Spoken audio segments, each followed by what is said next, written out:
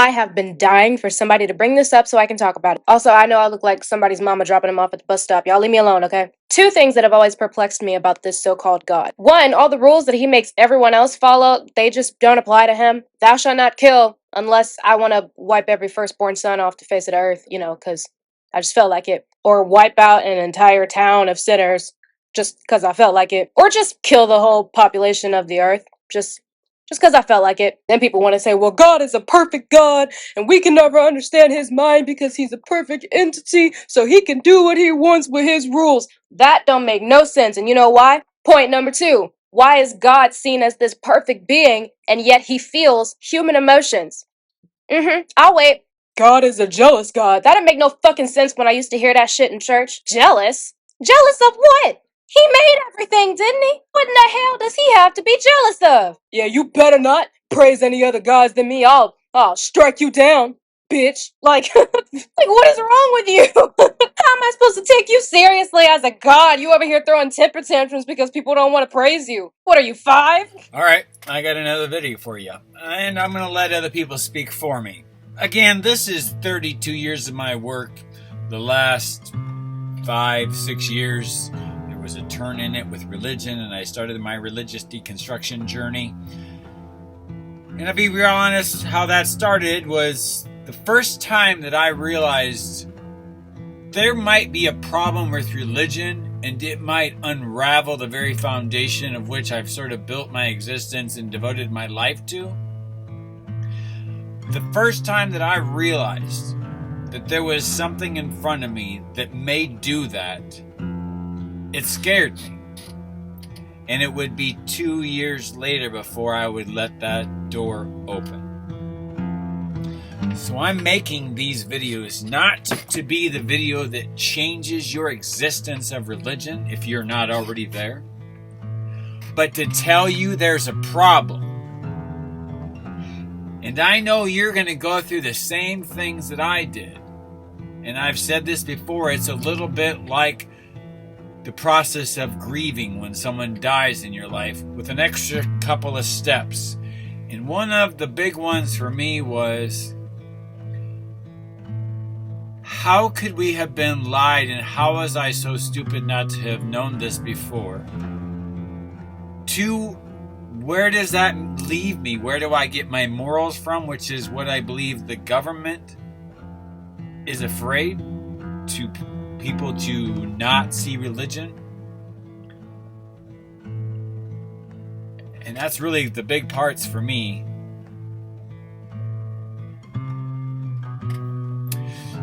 So, again, I'm not here to change your existence and how you see the world. What I'm here to tell you is there's a journey that you have to take. And it's a journey that is going to take you years to kind of chunk up. And I want to leave you with 2 important things before you start this journey. There are different morals in this world. I've talked about vertical and horizontal morality. There's a video if you search. It'll bring you to another YouTube channel. Well, it's like just broken down here if you look. It's broken into 3 videos. I have all 3 of those videos into one video posted on another one of my social media sites. I think that's the Team Dive one. That's going to be one that I'm going to dive in the future. That is a human study channel. Anyhow, I don't want to get off topic, and I don't want to make this video any longer than it's going to be. She is someone that I recognize as a representation of the younger generation that are going to challenge religion in ways that religion can't never prepare itself for.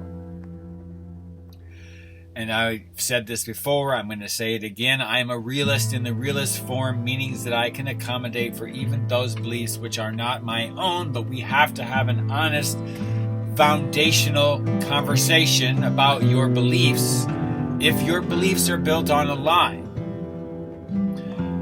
I don't want to come across as I'm trying to obliterate religion. I am simply here to show you why we need to reclassify religion in a different way throughout the world. It needs to be reclassified. And you say, well, I'm not part of this. That's not something I do. I've picked and I've chose this part of my religion that I'm comfortable with, and the rest of it I've just not concerned myself with. You aren't who I'm speaking to. You're just background noise and the money that feeds the machine in which you subscribe your life to. There are so many levels. Again, I have been working on this project for 33 years of my life, devoted and more strongly every year devoted to what it is I am doing.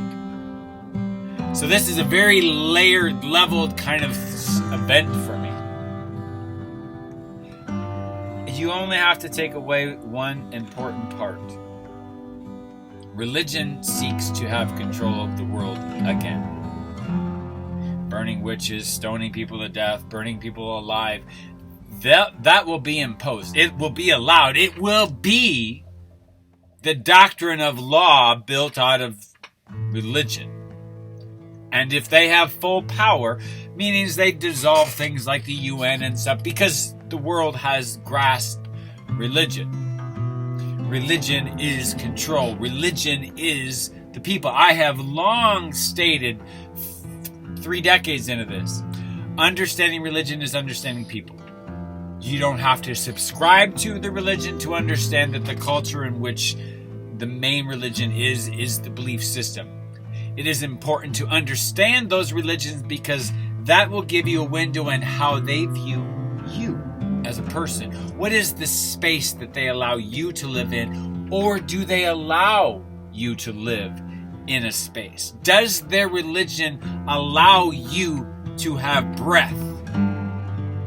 You're saying, what?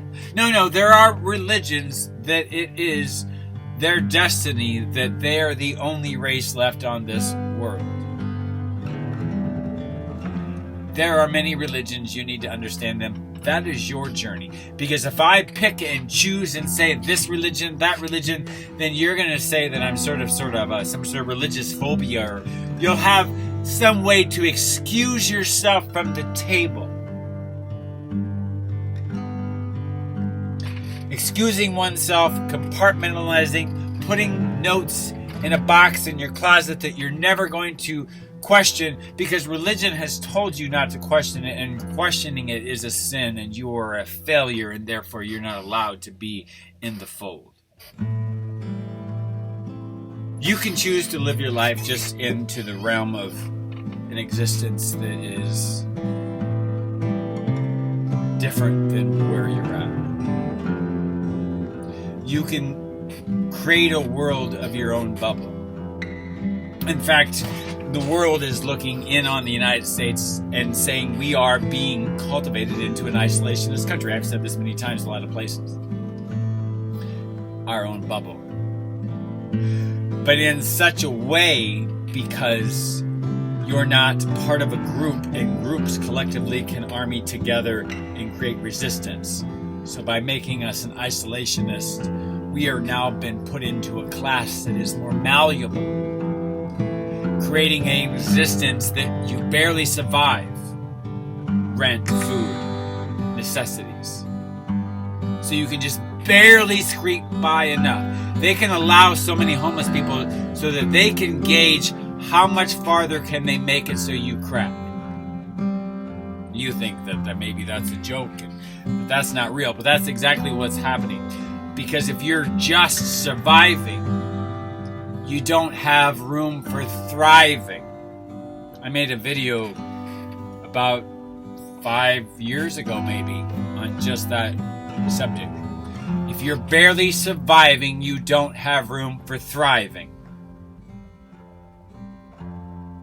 That's an important tool for those seeking to oppress and control. So let's get into these videos, shall we? Please let me go to hell.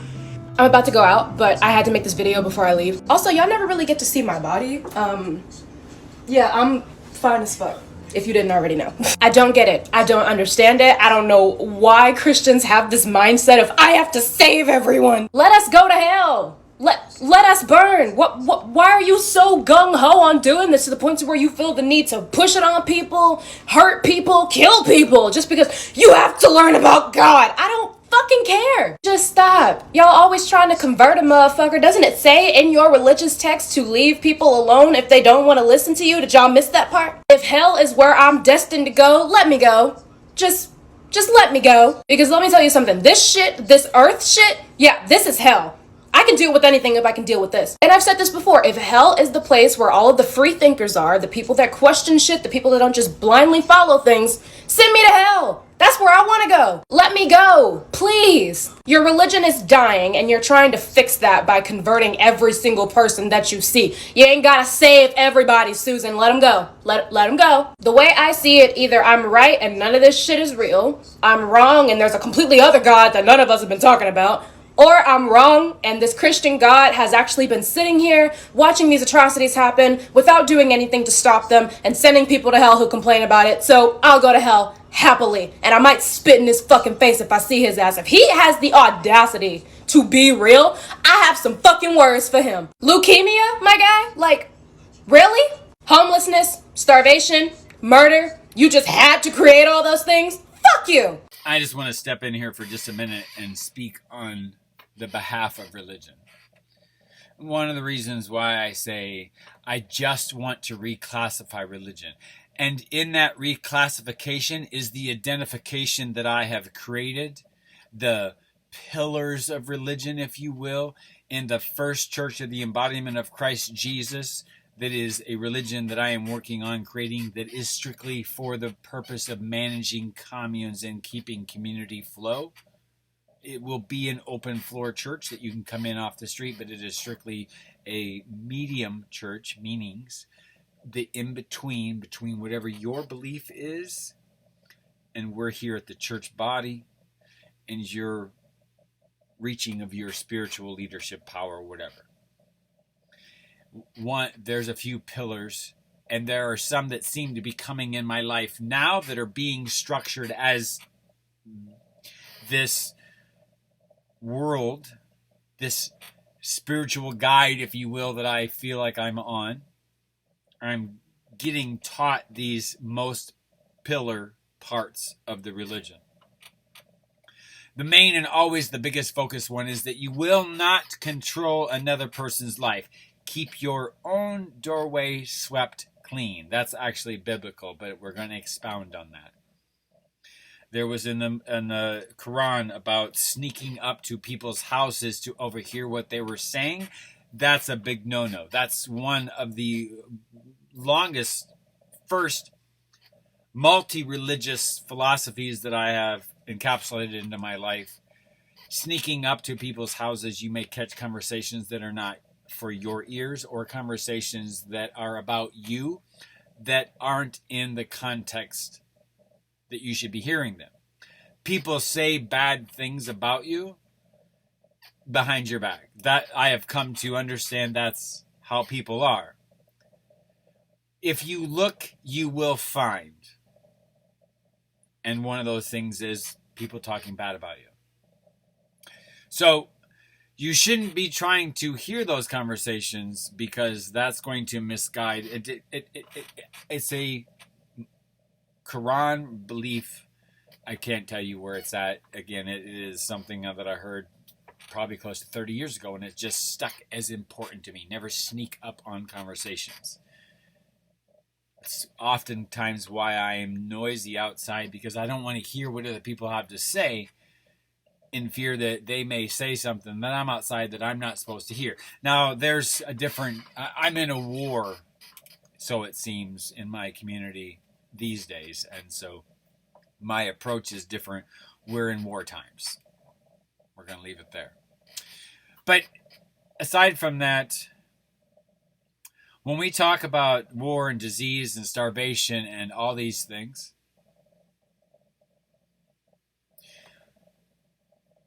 we as a world can solve these problems, but choose not to out of greed. And so when I have, and this is my late teenage years belief system. This is something I understood and knew. We can solve homelessness. We can solve starvation if we work together. And the fact that we don't work together is the sin that we carry, and we will answer for that in the way of God. I have been there in that space before. How many years before I devoted my life to this path of 33 years to earn the Nobel Peace Prize? This is pre that. This is my belief system pre that I'm speaking of. So when she says these things in some realm that is separate than my understanding of religion now, at that time and mostly in that space now, I can say that we as a world can solve these problems. We choose not to, and therefore we will answer for those in the afterlife, whatever that may be. But there is something beyond what we can see, feel, and touch in the ways that we understand those senses now. Anyhow, continuing on with what she's got to say. Go ahead and send my ass on to hell, because you're not gonna get one lick of peace if I am in heaven with you. I'm asking questions every single day for the rest of eternity, bitch, and you better have some motherfucking answers for me. He better not be real, I'll tell you that. Okay, so I picked the hamburger. What now? Well, see, now, this is the best part ever. Now, you get to praise me for all of eternity. What? Yeah! Isn't that great? All of eternity? Like every day? Yeah, all day, every day, 24/7, 365, all day, every day. You don't get a break. You're kidding, right? No, this is the eternal reward. Why are you? This is a reward. My reward for not choosing for you to kill me is I get to praise you for all of eternity. Yep. And remind me, who came up with that rule that the two choices are either I kill you or you praise me for eternity? I did. I came up with all the rules. This is your reward. Okay, really fast. Remind me how you're a loving God again. All right, hamburger or hot dog. But just know, if you pick the hot dog, I'm gonna kill you. Okay, I guess I picked the hamburger. Good choice, yeah. I love that you just willingly chose the hamburger. It makes me so happy. I didn't willingly you said if I chose the hot dog, you were gonna kill me. So the only other choice was the hamburger. Well, no, I mean, I gave you a choice. I just told you what would happen if you chose one of them. But that's not really a choice, if you think about it. Like, I hate hamburgers. I love hot dogs. But now I have to go with the hamburger that I hate because I don't want you to kill me. I gave you a choice because I love you. And I want you to know that if you pick the hot dog, I'm gonna kill you. At least I told you I was gonna kill you before I gave you the choice. But you could also just, not kill me. Shouldn't that be an option? Who decided that you have to kill me if I choose the hot dog? Well, I did. I decided that I have to kill you if you choose the hot dog. So why not just say everyone gets hamburgers? Why would you give me the choice of a hot dog? Because I love you and I want you to willingly choose the hamburger. This is just gonna keep going in circles, isn't it?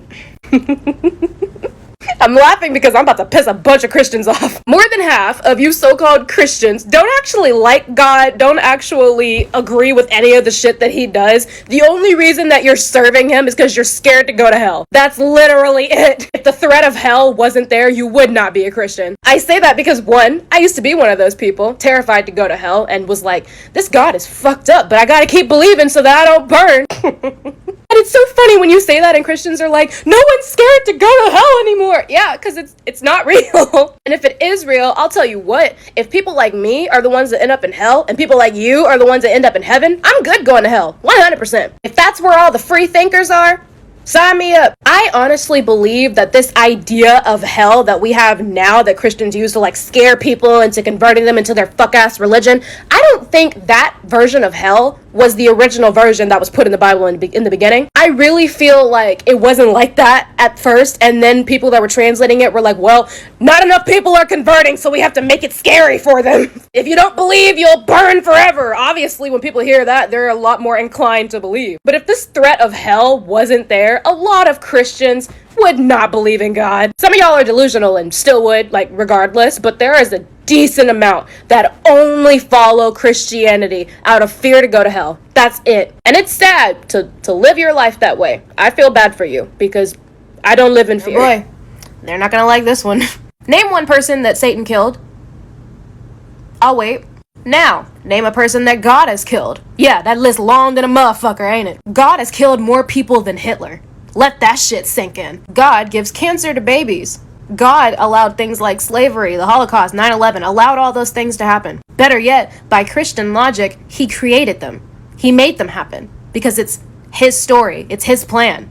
This was a part of his plan. And the crazy thing about it is he's not killing these people because they're bad people. He's not killing them because they did something wrong. He's killing them because he doesn't like the fact that they don't worship him. It is so wild that I used to be a hardcore Christian. I was in this shit for real. Looking at it from the outside, it's like, what the fuck kind of shit is this? Here come the Christians. Oh, he gives us free will. Yeah, no. I was watching this Marvel show not too long ago. I think it was Moon Knight. I can't 100% remember, but watch this clip. Free will? Free will? Only one person gets free will. The one in charge. And for those of you Christians that are like, well, that wasn't God, that was the devil. The devil is the one that does the evil shit. Wrong. I make peace and create evil. I, the Lord, do all of these things. Isaiah 45:6. Bitch. It was your God that created evil. It was your God that allowed all this shit to happen. It was your God who planned this shit out. So, let's close this video up. I think that was a heavy moment for you if you are a believer and devoted your life. I just want to leave the impression that you have to have pride in yourself and having a higher degree of morality. It's about being the best that you can be. And I am learning lessons about pillars in this first church of the embodiment of Christ Jesus that I've created out of the necessity of managing the communes that have housed the homeless people of the world, essentially. I believe and I understand and I know value in spirituality. There is evidence of having a faith in something heals. There are things in the Bible that I have clung close to in the aspects, what has been sealed in earth will be sealed in heaven. Whatever that is. If you make an agreement, I mean, there has to be, you have to understand what agreements can be made. And I'm not going to get into that here. If you're a religious person, you can kind of know that. If you're not a religious person who understands and believes that you can't make agreements with God because there's just I'm opening up a can of worms because there's a lot of belief systems, there's a lot of things. See, it's just an explosion. See, this is what happens when you've devoted your life and come from behind the veil of religion for 3 decades of your life, practically, and even sort of retaining a part of that. And maybe that's where I differ, and that's where I'm sort of in that medium, and that's, the medium church. I think when you take in all the pieces and what I understand about the world, extracting religion, extracting that moral foundation of every person on the face of this earth, by doing so, where does that leave you? And it can leave you in a very scary place. And I know this because there was moments in there, months of like, well, what does that keep me from being a murderer? Sort of like, it wasn't that I was planning or doing any sort of deviant. It was just like, well, all of a sudden I looked at things differently. And then, years later, then I would get to know what vertical versus horizontal morality was. And then I would get to understand how certain religions don't view that anyone besides them should be on this earth. There is yet another religion that believes that only they are the chosen people of God. Wink, wink, and a nod. We know who I'm talking about.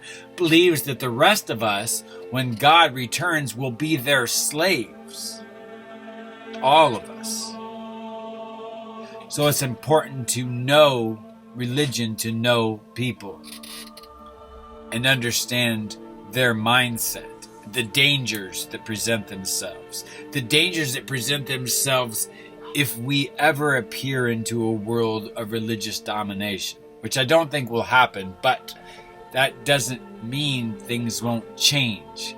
And if we don't nip this in the bud now, so it is, how do we prevent this from happening 100, 500, 1,000 years if we haven't really set that understanding and reclassify religion and gone forward with that change and really put that time capsule in the ground for them to uncover and understand, what happened? What was the shift in religion this day? And I would like to say that I'm creating that space and that social media site and that understanding to be the grandfather of that change happening for the world. Not only reclassifying, but preserving religion as a cultural thing in society, not a ruling party. Understanding religion is understanding people. It's a culture. Cultures change. When you ask yourself, how is culture created? It's burial practices, marriage. How do you prep your food? How do you kill your food? Grow your food? Prepare your food? Mix it together? Not mix it together? Separate? It's your relationships. Your Sunday, weekly religious ceremonies. Your schooling. Your government. The way you put your clothes. The way you make your clothes. These are customs and cultures. And they're always changing. Building on the understanding of yesterday. And now there's this weird fight that somehow the 2,000-year customs should be the ones that are controlling our lives today when we've had 2,000 years of understanding. Why don't they go back 4,000 years? Why did they just decide to pick that time and not allow any more understanding? Because there's more before that. There's more after, and there will continue to be more. But only honest events, understandings happen out of having honest conversations in the first place. We've built societies on sand, which has created war and class distinction and all kinds of problems. Let's start unraveling the whys, because I'm starting to see. I'm well into it. I'm seeing it. I want people to start to see the world through my eyes. My key line word to all of everything that I'm doing in this enterprise, giving new eyes to the world. That's my quote. That is the capstone of everything that I'm doing. And even my name, Foes, is the challenge of changing the status quo, forcing you to stand by your statement and show me, or give you that opportunity to try to find and realize, or not, shaky ground, strengthen, test, shake the tree, make it stronger. If it's not of truth, then let it fall to the ground. But that's speaking in absolutes. Why can't there be good fruit even from a bad tree? Not everything has to be bad. Not every barrel of apples with one bad apple in it suddenly becomes worthless. In fact, some of the best pies are made from the half-rotten apples on the ground, cutting the bad parts away. So we have to caution ourselves about trying to look at everything as a rhyme and a reason and a purpose, because that's not the world we live in, and it affects people in the wrong ways. It makes decisions for you because you believe that everything happens for a purpose, and you have to find a reason when there wasn't supposed to be a reason, and now you found a reason, and you've decided to make that statement and inflect on other people's lives. Your toxic belief has spread to other people, and this is happening thousands of times a day, sometimes in just a family's household. There's so much falsehood that just percolates everywhere and has just built a society on sand. And I'm going to try to write this understanding in a series of 4 autobiographies. I mean, I rumor about there being a 5th, and at this point there could even be a 6th, and they may all come out at the same time. I may just sell the box series right at one time. I will know when that time is here. I just know that at minimum it's 4, and I know the name, and I've got a pretty good handle on what's going to happen. But as I understand more things, there is more things that I'm understanding. So I'm going to leave it here. This is plenty long enough. But there's a lot to be taught. And it takes the right amount of words at the right time in such a way, because you're trying to speak to the broadest. And the broadest here is every single person in the world, over every rainbow, under every bridge, of every culture and diversity that exists in this world. I am mindful of you. I'm mindful of the 1%ers, all of the people that exist in this world. I'm not trying to exclude any, and everything that I am doing is to make everyone better and expose weaknesses to build strength and start on a path of honest relationships in the world, because our relationships are not built on honesty, and that's why we have all these problems. They did this.